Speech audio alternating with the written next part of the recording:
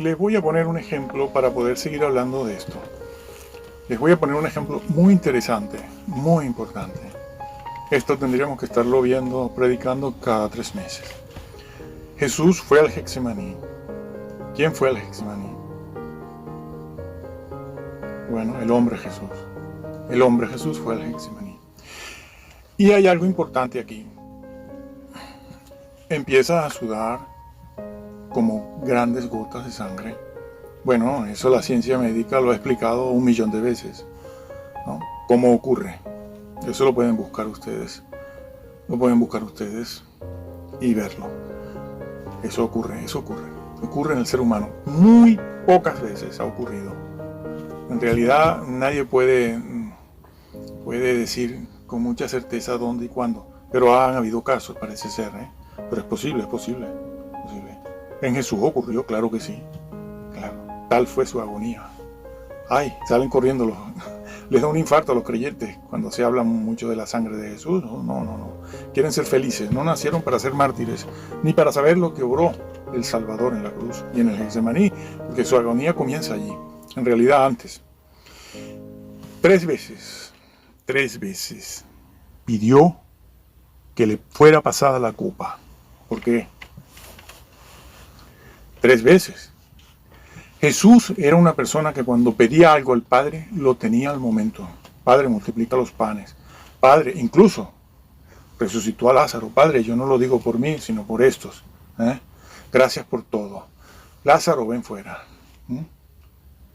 Una cosa grandiosa la resurrección de Lázaro. La más grande que ha podido ocurrir en la tierra. Que un muerto de 4 días resucite. Garantía de lo que sucederá en el tiempo final. Ese es el propósito del Evangelio de Juan. Demostrar eso. Y cuando Él multiplicó los panes, y aquí respondo otras preguntas que han hecho ustedes. Cuando Él multiplicó los panes, sea una vez o 2 veces, al principio y al final de su ministerio. Aquellos 2 peces y 5 panes, o 5 peces y 2 panes. Cuando Él los multiplicó porque había una necesidad en el momento. Pero después, cuando Él se fue, vinieron a buscarlo, todo el mundo los siguió, ¿no? Porque dijeron, hombre, con un hombre como este, que nos da de comer todos los días, que puede hacer un milagro como este, pues mira, estamos realizados, estamos hechos. Y vinieron la multitud, o una parte de ella vino detrás de Jesús. Jesús se marchó después y fueron en busca de él, ¿no? Claro, para tenerlo al lado. Oye, vuelve a multiplicar los panes, por favor, que tenemos hambre. ¿Y qué les dijo Jesús? No, ustedes me siguen por el milagro que hice, ¿no? Trabajad por la comida que a vida eterna permanece. Por eso es lo que tienen que hacer. Y empleó el vocablo trabajad. Sí. No, yo soy salvo ya, justificado por la fe. No, trabaja en la salvación que ya recibiste. Guárdala, manténla, so pena de perderla, de dejar de alcanzarla. Lo que Jesús hizo es perfecto. Y te lo dio, te lo regaló, eres salvo. Tú no tuviste que salvarte, pero eso que te han dado, cuídalo. Y no sigas a los ídolos, porque si los sigues, te verás con ellos abajo. Bueno, es así. Y entonces Jesús les dijo eso, trabajad por la comida que a vida eterna permanece. Ustedes me siguen a mí por los milagros, que es lo que les gusta a esta gente también. Bueno, pues 3 veces, retomo lo que vengo diciendo, Jesús pidió, pasa de mí esta copa. ¿Por qué? ¿Quién estaba pidiendo eso? Si Jesús sabía que vino del seno del Padre para ir a la cruz y redimir a la humanidad, ahora va a pedirle que pase de él eso.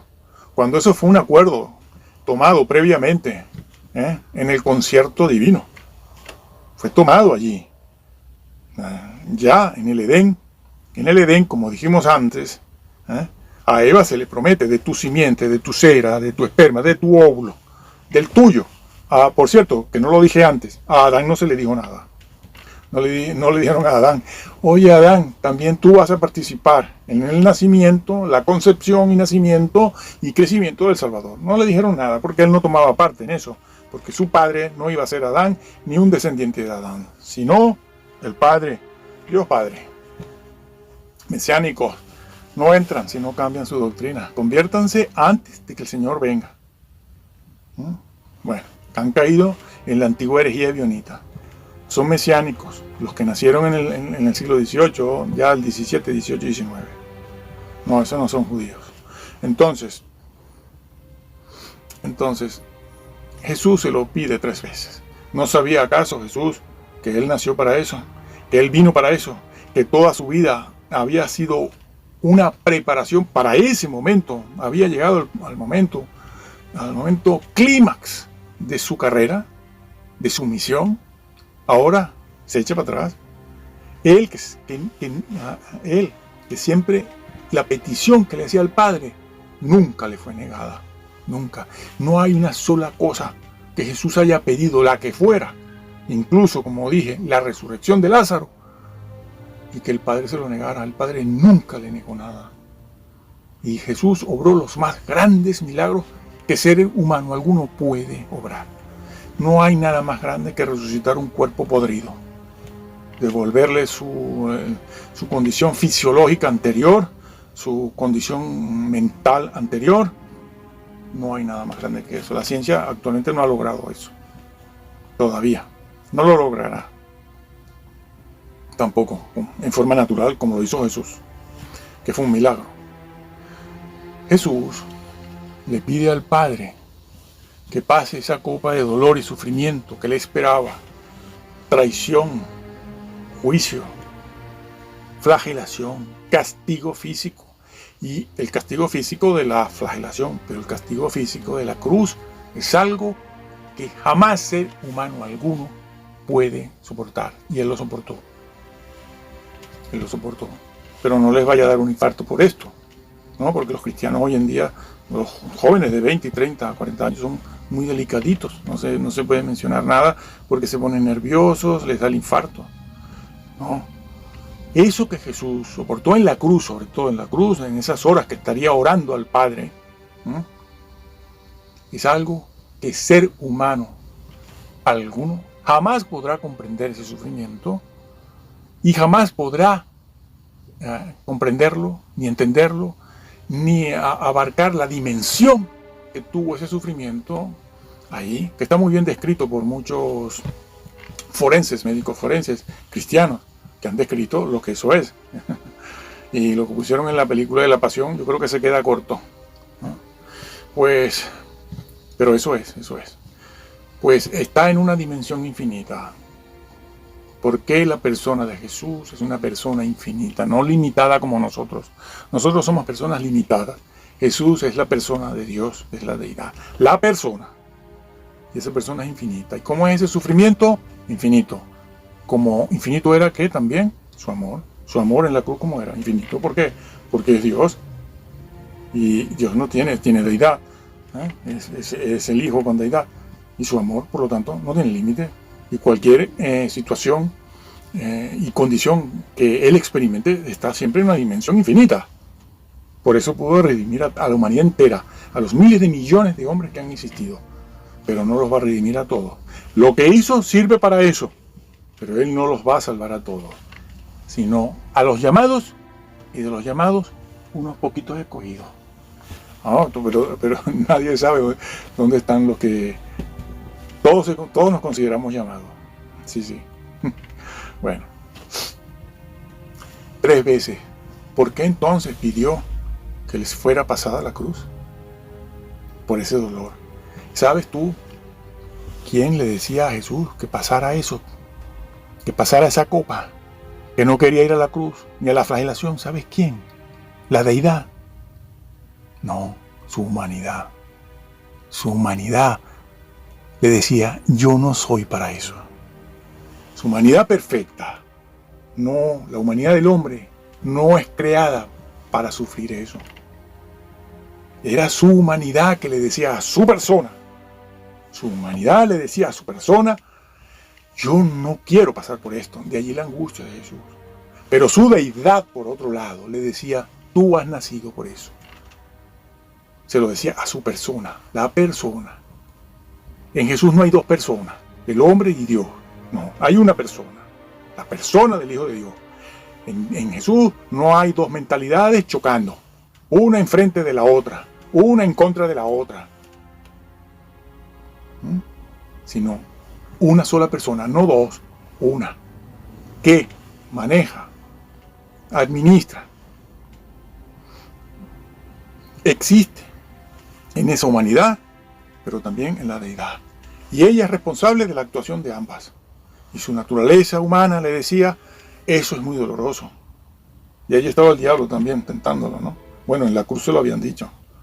Si eres Dios, baja de ahí, si eres el Mesías. Pero también estaba su deidad, que le decía, tú naciste para eso. Y por eso él estaba allí en el Getsemaní, porque esa era su responsabilidad como hijo de Dios en su deidad. Fue allí al Getsemaní, pero en el Getsemaní también saltó la humanidad diciéndole, oye, yo no quisiera pasar por esto. Y él se lo dice al Padre, Padre, pasa de mí, la persona, pasa de mí esta copa. Y el Padre le dijo, no. Y se fue a orar. Y vuelve otra vez. Padre, pasa de mí esta copa. 3 veces. Un hombre como Jesús. Un hombre con una fortaleza única. No ha habido otro hombre con esa fortaleza. Le tienen envidia y odio por eso. Porque no ha habido un hombre tan viril, tan varonil, tan hombre, vaya. No sé cómo decirlo, tan hombre. No empleo esa otra palabra porque es una palabra un poco vulgar. Tan hombre, tan viril, tan fuerte, física, fisiológicamente, orgánicamente. Y con un cerebro, una estructura cerebral, mental, inquebrantable. No ha habido otro como ese. Pero ese hombre, ante esa situación, fue y pidió. Un hombre tan fuerte como ese, que lo aguantaba todo. Sin embargo, allí fue y pidió, le dijo, Señor, Padre, pásalo. Y el Padre le dijo, no lo voy a pasar. Y va la tercera vez. Y le dice, Padre, si es posible, qué oración tan humilde. En un momento tan ese nosotros no somos así. No me vengan aquí estos ahora, que son muy valientes, con el tema del genocidio sí, se la dan de valiente, con el genocidio que hicieron allá en el siglo XVI. No me vengan a decir que son muy fuertes, débiles. Y el Padre le dijo, no es posible, hijo. No es posible. Si hemos de redimir la humanidad completa, si hemos de redimirla, comprarla, y la hemos de sacar de nuevo para que el mal no se eternice, tú tienes que ir. ¿Quién estaba hablándole allí?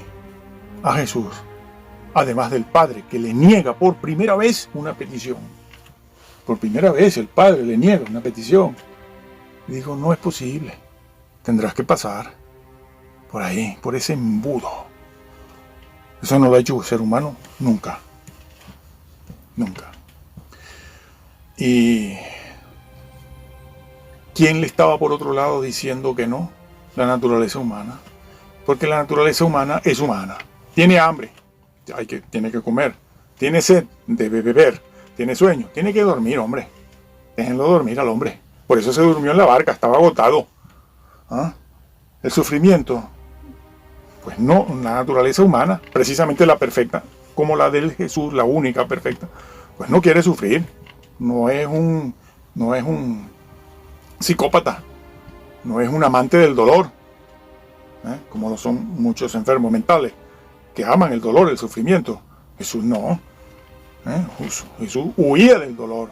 Tenía que huir a veces de sus enemigos. ¿Por qué? Porque su naturaleza humana es así. Y si tenía hambre tenía que comer. Y si el sol le molestaba, pues tendría que buscar la sombra. ¿Por qué? Porque es su naturaleza humana, no su deidad. Y allí en aquel momento le pidió al Padre eso. Pasa de mí esto. Y el Padre le dijo que no. Qué poco se valora eso. Están más pendientes de los bailes, los festivales. Están haciendo una gran mercadería con eso, de los festivales, la música, los cantantes cristianos. No me toquen a los músicos, decía aquel de Centroamérica. Y cuidadito, no quiero hablar.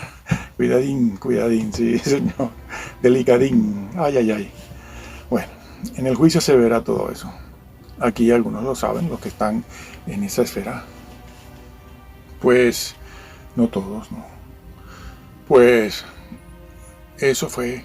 ¿Entendiste la naturaleza de Jesús? Que era humana, perfecta. Una naturaleza bajada de Orión, como enseñan estos falsos herejes cristianos. Una naturaleza, un hombre celestial que viene del cielo, no pasa por ahí. No pasa, no sufre. Él sufrió como un hombre. Y estaba haciendo lo que tenía que haber hecho Adán. La obediencia que no tuvo Adán, la tuvo Jesús. ¿Por qué tuvo que ser así? Tuvo que ser así porque Jesús estaba creando en él al nuevo hombre. La nueva imagen que él estaba redimiendo. Él estaba redimiendo es la naturaleza humana. Estaba haciendo a un hombre nuevo. Tenía que fabricarlo. No es así simplemente como les han enseñado a ustedes. Bueno, yo soy salvo, ya está. La obra de Jesús no fue esa. Así, bueno, crean que hay Dios. En Dios cree todo el mundo. En Dios cree todo el mundo. Todo el mundo tiene un Dios. Y el Pentateuco y Yahvé es la base de 3 religiones distintas. Abraham es el padre de 3 religiones distintas, pero son 3 religiones con doctrinas distintas. Con métodos de salvación distintos. Y en el cristianismo, sobre todo en el cristianismo, ahora pasa lo mismo. Con el Nuevo Testamento, cada quien hace de Jesús su propio Dios. Su propio Dios. Bueno, y eso es lo que demuestra que el cuerpo de Jesús fue concebido en María. Era un ser humano perfecto, sí, pero ser humano de la tierra, de aquí. No de allá, de Orión, o de algún otro sitio que estos se están inventando. No de otro sitio que estos se están inventando. Posee verdadera naturaleza humana y no otra cosa. Su sufrimiento lo demostró, porque él está formando en sí mismo, en él mismo, según la Biblia. Leeremos algún versículo. Él está formando el nuevo hombre, es decir, el que es creyente. El creyente que se convierte tiene que ser hecho a la imagen de Jesús, que es lo que nos hacen. 7 veces peca acá el justo, 7 veces, sí, lo han desvirtuado. Ese versículo lo sacaron de su contexto. 7 veces peca, 7 veces se levanta. Está hablando de un Jacob, está hablando de hombres luchadores por la fe, no de personas que caen en este pecado, que roban, que fornican, y que son todos estos, que roban, que se drogan, etcétera. No quiero nombrar más nada de lo que hay. Bueno, entonces, Jesús está formando en sí ese nuevo hombre, obediente completamente. Obediente completamente. Sí. Entonces, eso demuestra lo que venimos diciendo. No es que Jesús se une a un cuerpo. ¿No? Es decir, nació Jesús, el hijo de María, y entonces viene el hijo de Dios y se une. ¿No? Se une. Es otra teoría que le encanta a estos señores. Se unió. No, eso sería sería, bueno, como los endemoniados, sí. Un espíritu inmundo se mete en una persona, pero posee a esa persona, pero la naturaleza humana no es de ese demonio, Ahí hay 2 personas, la persona en sí y el demonio, la persona del demonio, en un solo cuerpo. Eso no sucedió en Jesús, no fue un caso parecido a ese ni ese, ¿no? Aunque no hubiese sido un demonio, claro. Pero no es que Jesús se une a un cuerpo que nació ahí y después lo deja, lo abandona. No. Sino que Jesús llega a asumir, a tomar carne, y la hace propia de él, de su persona, la persona del Hijo de Dios, que posee deidad, ahora posee naturaleza humana. Entonces, no confundan. Por eso no hay 2 personas en Jesús. 2 personas, una lucha por un lado en contra de la otra, porque a uno le gusta una cosa y a la otra le gusta otra. No, una sola persona. Cuidado con esa herejía. Eso es Jesús. Y el Getsemaní demuestra eso precisamente. Y él, en el Getsemaní, como en su deidad, su persona, que tiene deidad también, comprende que ha de tomar esa copa. Y la tomó. Aquí me gusta, y aquí ocurrió algo que lo voy a decir con esta comparación que es muy conocida. Esa analogía, ¿no? Muy bonita y muy emotiva también, ¿no? de aquel niño que se fue a una carpintería en su casa, cerca de su casa, y se puso allí a fabricar un barquito de madera para llevarlo al río y echarlo a navegar. Yo de niño viví muy cerca de la costa y hice lo mismo. Y me acuerdo de mi propia infancia, que hacía lo mismo. Y un tío mío me ayudaba a hacer el barquito. Y ese niño, de este ejemplo, de esta analogía, pues se fue a la carpintería a hacer el barquito de madera. Y allí pasó un tiempo, un cierto número de días haciendo su barquito. Y al final lo terminó, lo pintó, y cuando estaba hecho se fue al río y lo echó a navegar. Y allí estaba el niño jugando. Pero en una ocasión, el barco se fue. El niño lo perdió porque se alejó de la orilla. Y el barco se fue hacia el centro del río y se fue. Y la corriente se lo llevó. Y el niño perdió el barco. Se fue a casa llorando y triste por el trabajo que había tenido para hacerlo. Total, para al final perderlo.